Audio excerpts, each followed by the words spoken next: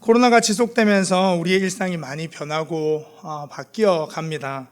그럼에도 불구하고 우리의 삶의 중심은 변함없는 예수님인 줄 믿습니다. 우리의 삶의 걸음을 인도하시는 분도 예수님인 줄 믿습니다. 우리가 호흡하고 살아가는 순간순간이 예수님 아니고서는 말이 안 되는, 그것이 우리 그리스도인인 줄 믿습니다. 네, 제가 왜 오늘 이렇게 거창하게 처음부터 예수님으로부터라고 이야기하고 말씀하고 시작하냐면, 우리가 예수님을 알고 믿고 그리고 예수님으로부터 살아오고 그 삶을 살아왔다는 것이 너무나도 큰 은혜고 복을 받은 것인 줄 우리 모두 알고 있습니다. 그런데 예수님을 믿고 나서 우리의 삶은 예전과 얼마만큼 변하고 달라져서 더 얼마나 풍성해졌는지 생각해 보면 사실 달라진 게 많지 않습니다.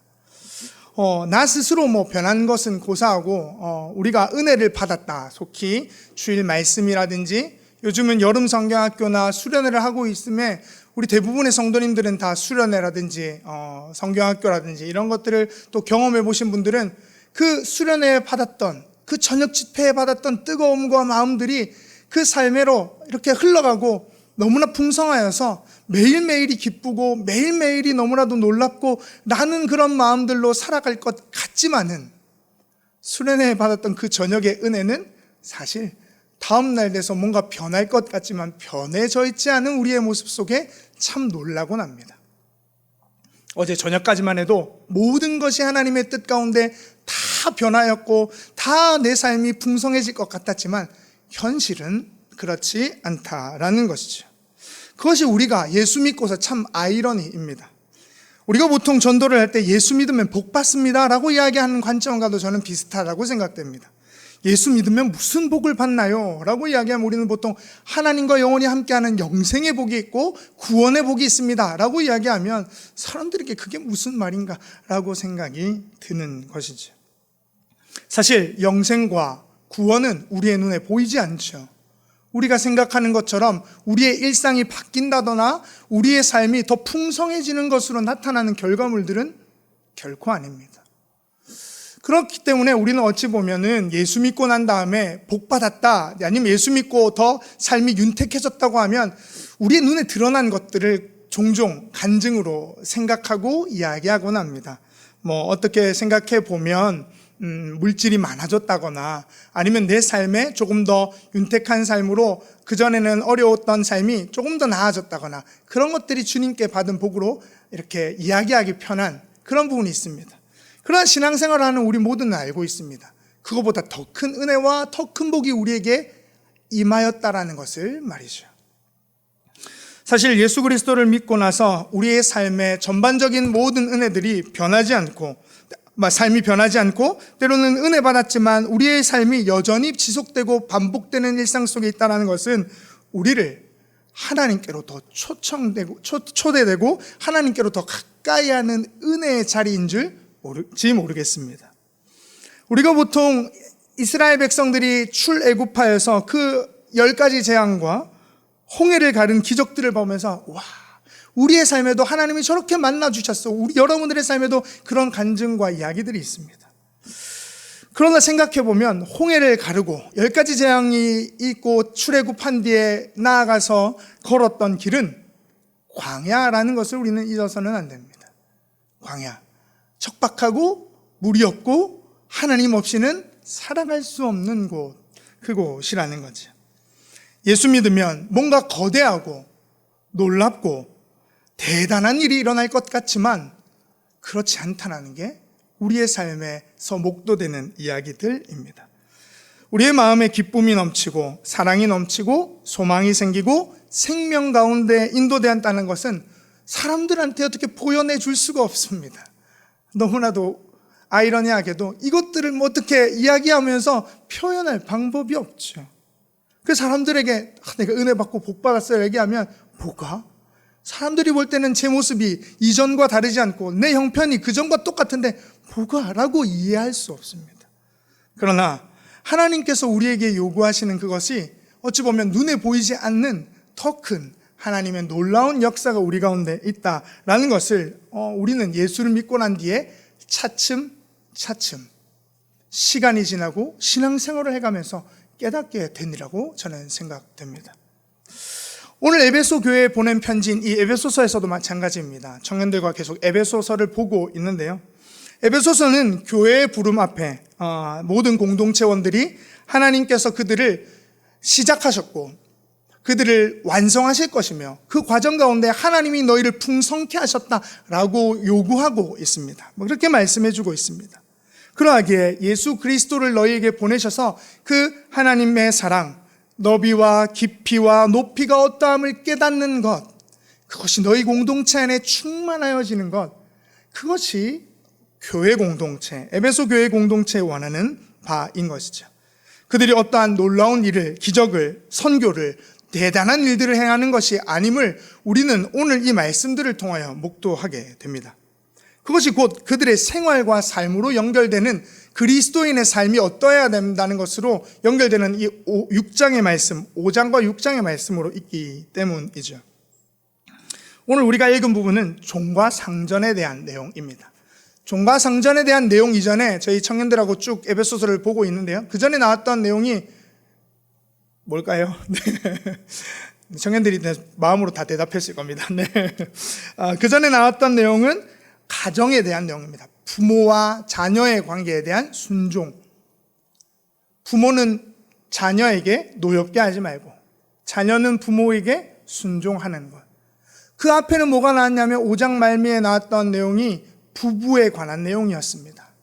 아내들은 남편에게 순종, 복종하는 것과 남편들은 아내들을 그리스도가 교회를 사랑하신 같이 사랑해 줄 것에 대한 내용이었죠. 이 내용을 쭉 읽어가다 보면 우리가 예수 믿고 나서 뭔가 대단한 일이 일어난 게 아니라 내 삶에 내 옆에 있는 아내요 남편이 나의 자녀요 부모가 때로는 오늘 말씀에 이르는 종과 상전, 직장으로 오늘로 보자면 직장의 상사와 부하 직원과의 관계 속에 얼마나 큰 하나님의 풍성함과 사랑이 담겨 있는가로 우리의 삶이 점철되어져 가고 있다는 것을 깨닫게 되는 것이죠. 예수 믿으면 굉장히 많은 돈과 명예와 하나님이 주시는 풍성함으로 누리고 채워지는 게 아니라 사랑이 커집니다. 풍성해집니다. 상대방을 이해하지 못할 것들이 가득했던 내 삶이 이해가 되어져 가기 시작하는 것이죠. 그 전에 내뱉었던 말 한마디가 이제는 그 사람의 존중과 인격을 생각하며 이야기하는 쪽으로 흘러가게 되어 있다라는 것입니다. 오늘 우리의 말씀으로 들어오면 조금 더 그것을 구체적으로 볼 수 있습니다. 오늘 5절 말씀인데요. 함께 읽도록 하겠습니다. 종들아 두려워하고 떨며 성실한 마음으로 육체의 상전에게 순종하기를 그리스도께 하듯 하라. 아멘. 네, 오늘 오후 예배 올라오기 전에요. 한 전사님이 그렇게 얘기했습니다. 어떤 목사님의 설교에 예배를 드릴 때에 예배가 시작되기 전부터 조는 것은 5대5 쌍방과실이고 예배가 시작하고 말씀을 듣는데 갑자기 졸음이 오는 것은 전적인 말씀 전하는 사람의 몫이라고. 쌍방이 없는 것 같아서 안타까운 현실입니다. 네. 지금부터 조시면 제 책임이니까 걱정하지 마십시오. 네. 다들 이 졸음이 오는 시간에 저와 함께 말씀을 듣고 있자니 참 미칠 노릇이죠. 걸어서 때로는 엘리베이터를 타고 또 성전 6층까지 갔다 왔다 했는데 딱 잠오기 좋은 시간입니다. 잠이 오면 허벅지를 꼬집으시고 깨어나셔다가 더 안 되시면 주무시면 제 책임입니다. 웃으시라고 드리는 말씀입니다. 알람이 울리죠? 잠을 깨시란 얘기입니다. 우리에게 있어서 오늘 읽었던 이 본문이 참 아이러니한 것은 종들에게 먼저 명령하는 것이죠. 종들아 두려워하고 떨며 성실한 마음으로 육체의 상전에 순종하기를 그리스도께 하듯 하라라고 말씀해 주고 있습니다. 두렵고 떨며 성실한 마음이라는 것은 삶이 우리가 생각하는 것처럼 좀처럼 쉽지 않게 흘러가는 것을 이야기합니다. 어찌 보면은 우리의 삶에 종들로서 우리의 위치, 조건, 상황들이 놓여 있는 것들이 대다수입니다. 잘 한번 생각해 보십시오. 기업 하나를 생각해도, 회사 하나를 생각해도 상전이라고 생각되는 사람은 많지 않습니다. 그러니까 우리가 다 보면 사장님 밑에 뭐 이렇게 직원들이 쭉 있지만은 거진 뭐 사장님이 제일 위에고 그 밑에는 조금씩 이제 각자의 직분들이 있죠. 대다수는 다 직원입니다. 그 대다수의 사람들에게 이야기하는 것입니다. 종들아 두려워하고 떨며 성실한 마음으로 육체의 상전에게 순종하기를 그리스도께 하듯 하라라고 말씀해 주고 있죠. 그리스도께 하듯 하라라고 하는 이 말씀, 즉 육체의 상전이라고 분명히 이야기해 주고 있죠. 그저 우리가 모시기에 편하고 아니면은 우리가 생각할 때에 모실 만한 그런 사람이 아니라 내가 지금 속해 있는 그 관계 가운데에, 요즘으로 따지자면 직장의 상사 가운데에 있는 그 사람에게 순종하기를 그리스도께 하듯 하라라고 말씀해 주고 있습니다. 여기 그리스도께 하듯 하라라는 것은 그리스도가 우리를 위하여 희생하고 섬겨주셨듯 그같이 하라라는 내용을 담고 있습니다. 그리스도께 하듯 하라라는 것이 예수님을 떠받들고 예수님을 모시듯이라는 뜻이라기보다는 예수께서 너희에게 어떻게 보이셨는지, 그가 어떻게 우리에게 행하셨는지를 생각해 보라라는 것이죠. 예수님께서는 죄인과 종들의, 그리고 또한 범죄한 죄인들의 친구셨습니다. 가장 낮은 자리에 서셔서 그들을 섬기셨습니다. 그들의 위치와 자격에 여하에 상관없이 가장 낮은 자리에 있는 이들까지도 그들의 말에 귀 기울여 듣고 그들을 인격적으로 대해주신 분이 예수님이죠. 로마 당시 사회에서 죄인들, 유대교 안에서의 그 죄인들과 세리와 그리고 또한 범죄한 그들에게는 그 사회 속에서 낙인이 찍힙니다. 그들과는 상종하면 안 되고 부딪히면 안 되고 이야기하면 되지 않는 그런 대상들로 여겨졌던 것이죠. 그러나 예수님은 굳이 그런 사람들만을 찾아다니시죠. 부자도 가시고 또 여러 가지 사람들도 여러 사람들을 만나셨지만 예수님은 굳이 그런 사람들을 찾아다니셨습니다.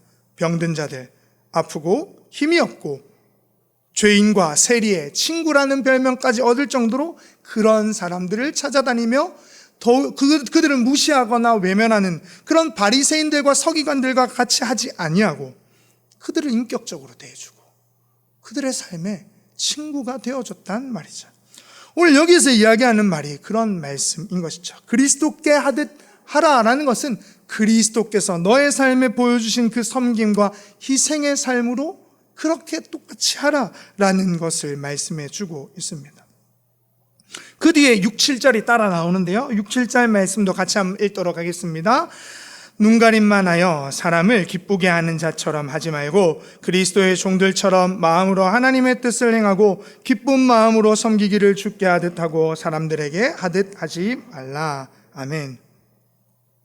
눈가림만 하여 사람들을 기쁘게 하는 자처럼 하지 말고, 여기 눈가림만 하여 사람들을 기쁘게 하는 자는 어찌 보면 일과 형식들로는 정확하고 명확하게 하는 사람이라서 사람들의 칭찬을 받을지 모르겠습니다. 근데 그 뒤에 나오는 내용이 그것과 반대되는 내용이라고 보면 되겠지요. 그리스도의 종들처럼 마음으로 하나님의 뜻을 행하라 라고 얘기했습니다. 겉에 보여지는 것이 아무리 번지르르하고 딱 맞고 정확하고 오차 없이 잘한다 할지라도 그의 마음의 중심이 어떠한지가 중요하다라고 이야기해 주고 있습니다. 어찌 보면 사회에서 요구되어지는 것은 첫 번째 부분일지 모릅니다. 세상에서 요구되어지는 것은 일적으로 이 사람이 쓸모가 있어서 잘하고 정확하고 명확하게 그 일들을 처리하는 사람이면 인정받습니다. 그러나 오늘 그것이 다만 일적으로가 아니라 교회 공동체 안에 이야기하는 이 에베소 교회에 이야기하는 바울은 그것을 넘어선 그리스도의 종들처럼 마음으로 하나님의 뜻을 따라 행하는 것이죠. 세상에 얼마나 많은 사람들이 자신의 일에 또한 그 일만을 열심히 하고 그 일에 보상을 받기 위해서 합니까? 그런 일들만 쫓아가는 사람이 아니라 전심으로 하나님이 주신 너의 삶을 기쁨과 감사한 마음으로 그 마음을 담아 하나님의 뜻을 따라 행하라는 것입니다. 어찌 보면 이 이야기는 우리가 볼 수 없는 겁니다. 알 수 없는 겁니다. 사람이 진심으로 하는지 그 사람이 허투루 하는지 알 수 없습니다. 우리는 외모를 보기 때문이죠. 하나님께서도 분명히 구약 성경에 보면 사무엘에게 그 다음 왕을 뽑기 위하여서 찾아간 이새의 아들들을 보면서 이렇게 이야기했던 거죠. 그 아들 한 명 한 명씩 보면서 이 사람이 왕이 아닙니까? 얘기했을 때 하나님은 외모가 아니라 중심을 보신다라고 분명히 말씀하셨죠. 그렇다면 무엇이죠? 사람은 외모를 봅니다. 외모라는 것이 치장하고 꾸미는 것을 넘어선 그 사람의 평소에 내가 볼 때 일할 때 행동들, 그런 모습들까지도 우리는 거기에 봅니다. 그것에 현혹됩니다. 정말 그 사람의 본심과 마음은 사실 모르죠. 모른다고 해야 합니다. 그러하게 우리는 여기 말씀하시는 바와 같이 눈가림만 하고 보여지는 것에 치중했던 우리의 삶이 아니라 마음과 중심이 하나님께 하듯 죽게 하듯 하는 것으로 더욱더 강조되어지고 있는 것이죠. 7절 말씀의 재차 이렇게 강조하는 것처럼 말입니다. 기쁜 마음으로 섬기기를 죽게 하고 사람들에게 하듯 하지 말라. 기쁜 마음으로 섬기기를 죽게 하듯 하고, 함에 있어서 어떠한 일이 그에게 있어서 부담이 되고 때로는 그 일을 처리함에 있어서 힘겹지만 기쁜 마음으로 섬기기를 죽게 하듯 하라. 주님께서 우리에게 보여주듯 하라 라고 다 재차 말씀하고 있는 것이죠. 그리스도의 종들처럼 마음으로 하나님의 뜻을 행하는 것, 기쁜 마음으로 섬기기를 죽게 하는 것은 예수님께서 이미 우리에게 보여주신 본이 있으신 것입니다. 우리가 잘 알고 있다시피 빌립보서 2장에 보면 그리스도 예수의 마음을 너희 안에 품으라 라고 이야기하면서 그 종의 마음, 하나님 아버지로부터 부름을 받고 그 보냄을 받은 하나님의 뜻을 따라 살아가는 그 마음으로 우리에게도 요구하고 있다라는 것입니다. 그러하기에 하나님께서는 우리에게 형식과 틀을 넘어선 우리의 중심을 통하여 그 삶의 이야기들이 흘러나오고 삶의 방향이 흘러나오고 그리스도를 닮아가는 삶으로 우리를 요청하고 초대해 주고 있다라는 것입니다. 오늘 낮예배 때 목사님이 그런 말씀을 해 주셨었죠. 사울이 어찌 보면은 하나님의 말씀을 따라 왕으로 세움 받았지만은 그가 자신의 모습 속에 자신이 원하는 것들을 채워가기 시작했습니다. 어찌 보면 왕으로서 좋은 일들일지 모르겠습니다. 좋은 일이고 그의 마음 가운데에는 그것이 하나님을 위한 것이다라고 스스로 생각했을지도 모르겠습니다. 그러나 그의 중심은 이미 틀어진 것이죠. 눈으로 볼 때는 그래, 그 정도 좋은 재물들 선별해서 다 죽이지 말고 가져와서 하나님께 드리자는 거 얼마나 칭찬받을 일이야라고 이야기할지도 모르겠습니다. 그러나 성경은 그의 마음이 틀어졌기에 이미 그것은 자신의 뜻대로 한 것이며 하나님과는 상관없는 것이다, 순종하지 않은 것이다 라고 말씀해 주는 것과 같습니다. 우리의 삶은 거기로부터 흘러나옵니다. 예수 그리스도를 닮아가고 예수 그리스도를 쫓아가고 그 사랑의 깊이와 넓이와 그리고 또한 그 모든 것들을 깨닫는 것으로부터 흘러나오는 것이죠. 그러하게 8절에 이렇게 말씀하고 있습니다. 우리 8절도 같이 읽겠습니다. 이는 각 사람이 무슨 선을 행하든지 종이나 자유인이나 주께로부터 그대로 받을 줄을 알미라. 아멘. 오늘 말씀의 제목을 여기서 붙였는데요, 주께로부터라고 되어 있습니다. 이는 각 사람이 무슨 선을 행하든지, 여기 선이라는 것은 그리스도를 따라하는 삶의 모든 삶의 영역을 뜻합니다. 행하든지 종이나 자유인이나, 종이 됐든 네가 자유자가 되었든 주께로부터 그대로 받은 줄을 알라. 네가 너의 삶을 행하여 만들어내고 꾸미고 치장하여서 너의 삶이 풍성케 되는 것 아니요, 하나님이 너의 삶을 그렇게 인도해 주셨다. 주께로부터 그대로 받은 줄 알고 순종하라. 종들에게 말하고 있는 것이죠. 우리에게 말씀하고 있는 것입니다. 그런 가운데 9절에서는 이렇게 말씀하고 있습니다. 9절에는 상전들에게 말하는데요, 9절 말씀도 함께 읽겠습니다. 상전들아, 너희도 그들에게 이와 같이 하고 위협을 그치라. 이는 그들과 너희의 상전이 하늘에 계시고 그에게는 사람을 외모로 취하는 일이 없는 줄 너희가 아니라. 아멘. 상전들아 라고 말하면서 그들에게도 종들과 같은 요구를 합니다. 상전들에게는 힘이 있습니다. 세상적인 위치로 보자면 그들에게는 상하관계의 위치 속에 있기 때문에 권력과 힘이 당연히 있습니다. 그것은 하나님이 모든 사람에게 평등하고 모든 사람이 하나님 안에서 하나로서 뭉쳐진 교회의 모습과는 조금 다르지만은 세상의 논리 속에서 그렇게 이루어지고 있습니다. 그렇다고 해서 우리가 그것을 무시하거나 그것들을 없이 여기지 말라고 분명히 종들에게 말하였습니다. 너희가 맡은 자리, 너희가 살아가는 삶에서 그 상하관계에 있음을 분명히 깨닫고 그 세상 속에서 너희가 그리스도인으로서 내가 그 그리스도인으로서의 삶의 순종함을 보여주라고 이야기하며 오늘 상전에게도 동일한 이야기합니다. 힘을 가지고 권력을 가지고 있는 이들에게 그 위치에서 남을 위협하거나 힘으로 누르지 말라라고 말씀해 주고 있는 것이죠. 왜 그럴까요? 상전이 가진 위치와 권력과 힘이 자신의 것이 아니며 상전을 다스리고 통치하는 하나님이 분명히 계시기 때문입니다. 여기 있는 상전들 교회에 이야기하고 있으니 에베소 교회에도 분명히 그 위치에 따라서 권력을 가지고 힘을 가진 위치에 있는 사람들이 분명히 있었을 것입니다. 사회에 덕망이 있고 또한 유명한 사람들이 있었을 것입니다. 그런 사람들에게 이야기하는 것이죠. 너희 위에 하나님이 통치하고 다스리고 계시다 라고 말입니다. 예전에 읽었던 글 중에 이런 글이 있습니다. 어떤 목사님이 적어주셨던 글인데요. 그 목사님은 이런 글을 적었습니다. 하나님의 일을 자꾸 열심을 가지고 하다 보면 내 열심이 커져서 하나님과 뜻이 어긋날 때를 본다라고 말이죠. 어찌 보면 그 열심이 나는 잘하려고 했던 것, 나는 열심히 해가지고 최선을 다하려고 했던 그 일들이 주위 사람들에게 때로는 그 사람들과의 관계 속에 나 스스로 하나님과 뜻에 다른 그런 모습들로 나타나곤 한다라고 이야기를 적은 글을 본 적이 있습니다. 오늘 상전들에게 이야기하는 것이 그것입니다. 힘이 있고 권력이 있습니다. 위치상으로 그러합니다. 그런 사람들에게 먼저 하나님이 있음을 기억하고 하나님의 뜻을 따라서 이 일을 감당하는 것을 말씀해 주고 있죠. 또한 하나님은 사람을 외모로 취하지 않는다라고 말씀합니다.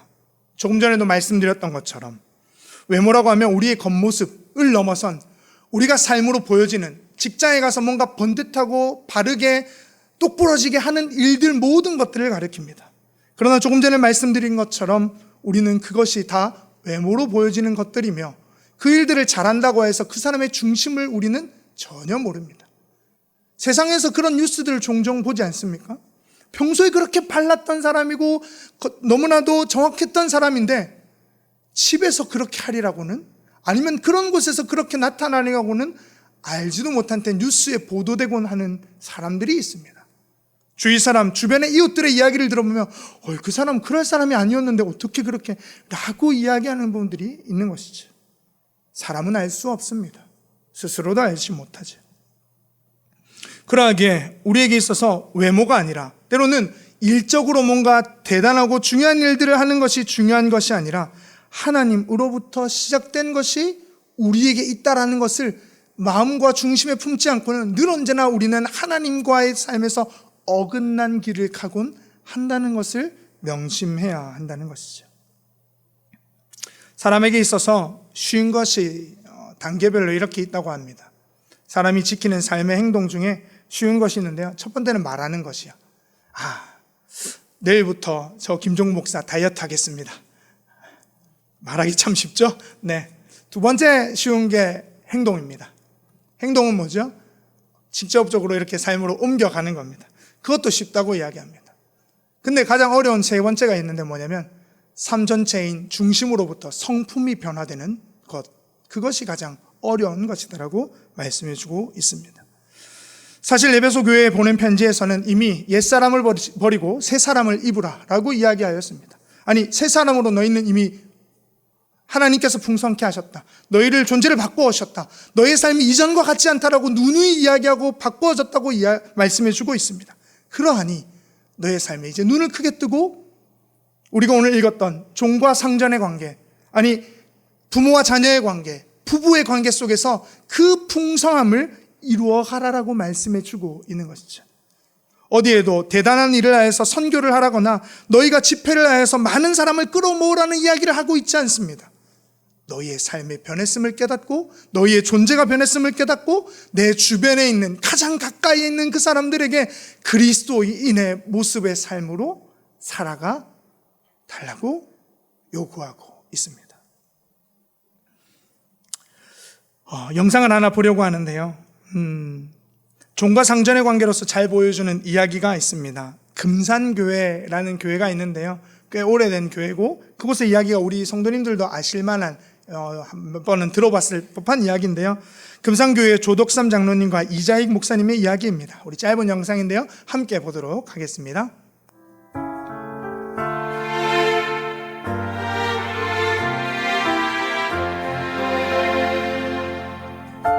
6살 어린 나이에 부모를 잃고 소학교도 제대로 다니지 못한 이자익은 허기진 배를 채우기 위해 고향인 남해를 떠나 걸어 금산까지 왔습니다. 첫눈에 이자익의 영특함을 알아본 금산의 부자상인 조덕삼은 그를 마방의 마부로 일하도록 했습니다. 고개 너머로 배운 천자문을 줄줄 외우는 이자익의 모습을 지켜본 조덕삼은 비록 자신이 부리는 머슴이지만 아들과 함께 공부할 수 있도록 배려했고 신앙생활도 같이 했습니다. 조덕삼과 이자익이 함께 믿음을 키운 지 3년이 지난 1907년 금산교회는 장로 장립 투표를 했습니다. 묘하게도 두 사람이 후보에 올랐는데 신분의 양극화가 뚜렷했던 그 시절 주인과 머슴이 경쟁한다는 것은 상상도 할 수 없는 일이었습니다. 투표 결과는 놀라웠습니다. 이자익이 주인을 누르고 장로로 선출된 것입니다. 술렁이는 성도들을 향해 조덕삼이 겸손히 말합니다. 우리 금산교회 성도들은 참으로 훌륭한 일을 해냈습니다. 저희 집에서 일하는 이자익 영수는 저보다 신앙의 열의가 대단합니다. 그를 뽑아주셔서 참으로 감사합니다. 집에서는 이자익이 조덕삼을 주인으로 성실히 섬겼으며 조덕삼은 자신의 머슴을 장로로 섬겼습니다. 그뿐만 아니라 그가 평양에서 신학을 공부할 수 있도록 지원도 아끼지 않았습니다. 네, 우리 교회사에 기감이 되는 참 실화, 놀라운 이야기입니다. 조덕삼 장로님과 이자익 목사님은 조금 전에 우리가 영상으로 본 대로 조덕삼이 집의 주인이었고 또 교회를 설립한 사람이었습니다. 이자익 목사님은 목사가 되기 이전에 머슴이었고 또 그냥 교회의 성도였습니다. 그러나 교회에서의 모습은 서로를 존중해주고 이해해주고 그저 교회에서의 모습으로 끝나지 않고 그 삶으로 그것을 보여줬다라고 말할 수 있겠죠. 조덕삼 장로님이 그저 교회에서만 이자익 장로님이 먼저 된 것을 인정했다면 그리고 집에 가서는 우리가 보통 이야기하는 대로 그에게 호되게 이렇게 얘기했다면 분명히 교회에 분란이 일어났을 겁니다. 그러나 집에서도 그를 머슴으로서 존대해주고 또 인격적으로 대해줬고 또 교회에 와서는 그런 모습 속에서 또 장로로서 그리고 또한 목사로서 그들의 소임들이 서로서로 이어졌던 것을 보게 되는 것이죠. 우리에게 있어서 이런 모습이 필요합니다. 사실은 우리가 어떠한 직분을 맡고 또한 삶으로 살아내면서 해내는 일에 우리는 집중하죠. 그 사람이 잘했느냐 못했느냐. 오늘 이야기는 종으로서 상전에게, 상전으로서 종에게 잘했느냐 못했느냐로 서로를 평가하라는 이야기가 결코 아닙니다. 이 이야기는 서로를 응원해주라는 겁니다. 잘 안 될 때 응원해주고 지켜주고 네가 그 힘을 붙돋아주라는 이야기인 것이죠. 그 앞에 보면 자녀와 부모의 관계도 마찬가지입니다. 부모로서 자녀로서 서로 이해해주고 용납해주고 응원해줘서 그렇게 되어가는 과정 속에 있다는 것을 깨닫고 서로를 지지해 줄 수 있는 교회 공동체 모습 속에 있어야 한다라고 말씀해 주는 것이죠. 사랑하는 양정교회 성도 여러분, 우리는 그 부르심 안에 오늘도 나와왔습니다. 오늘 말씀의 제목처럼 주께로부터 그렇게 우리는 알고 배우고 익히고 삶으로 살아내 가야 하는 것이죠. 어떠한 사람을 평가할 때 그 사람이 일을 잘했나 못했나로 평가하지 말아주시고 그 사람의 삶에 때로는 일이 아니라 평상시의 행동과 그리고 또한 그 사람이 기도를 많이 했느냐 말씀을 많이 읽었느냐 적게 했느냐로 평가하는 게 아니라 그 사람 성품이 바뀌었고 그 사람이 점점 예수 그리스도를 닮아가는 것으로 그 사람을 인정해 주시고 세워가 주시고 그 사람에게 우리 서로에게 그렇게 되어지기를 간절히 소망합니다. 이 이야기가 어떠한 개인과 특정한 사람들에게 국한된 것이 아니라 5장 21절 말씀에서부터 이렇게 시작하였는데요. 제가 마지막으로 5장 21절 말씀 읽고 우리 찬송하기를 원합니다. 5장 21절에 이렇게 이야기합니다. 그리스도를 경외함으로 피차 복종하라. 우리에게 있어서 서로에게 그렇게 되어지는 귀한 교회 공동체, 새성전 건축 과정도 지금까지 그렇게 하나님이 인도해 오셔서 우리가 함께 목도하였듯 하나님이 우리 공동체를 사랑하셔서 인도하신 것처럼 그 사랑이 풍성하게 서로를 덮어주고 이해하고 용납하여 더 큰 교회 공동체로 세상에 살아낼 수 있기를 간절히 소망합니다. 우리 함께 찬송하겠습니다. 주님의 마음을 본받는 자, 함께 찬송하면서 오늘 말씀 기억하기를 바랍니다.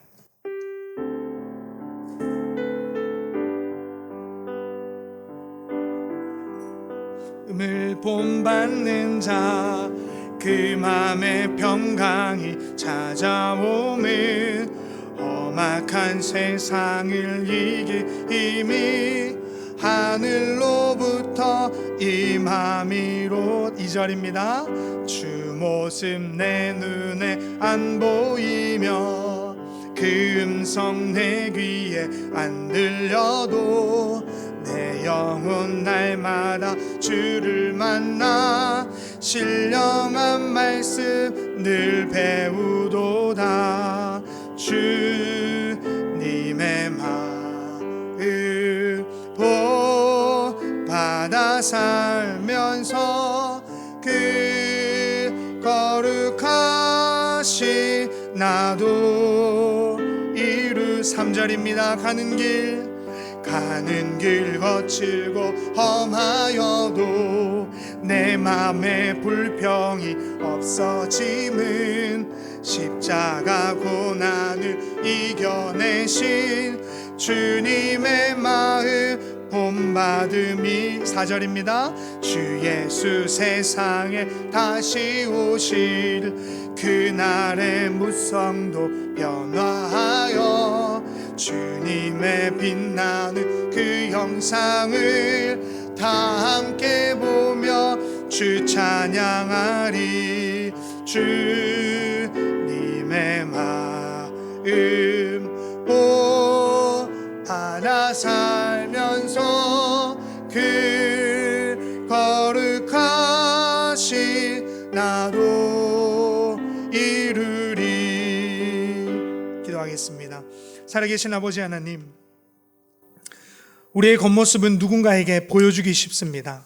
열심히 기도하는 모습도, 말씀 보는 것도, 예배 드리는 것도.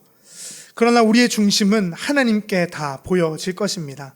때로는 우리가 부족하고 연약해 보여도 우리의 삶으로 흘러나오는 중심으로부터 그리스도를 닮아가는 삶 되게 하여 주시옵소서.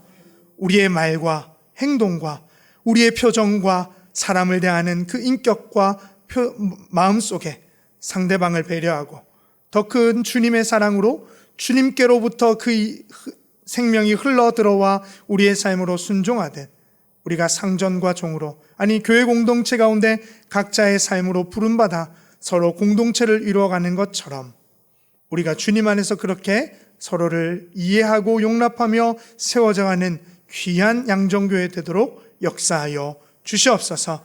모든 말씀 우리 구주 예수 그리스도의 이름으로 기도드립니다. 아멘.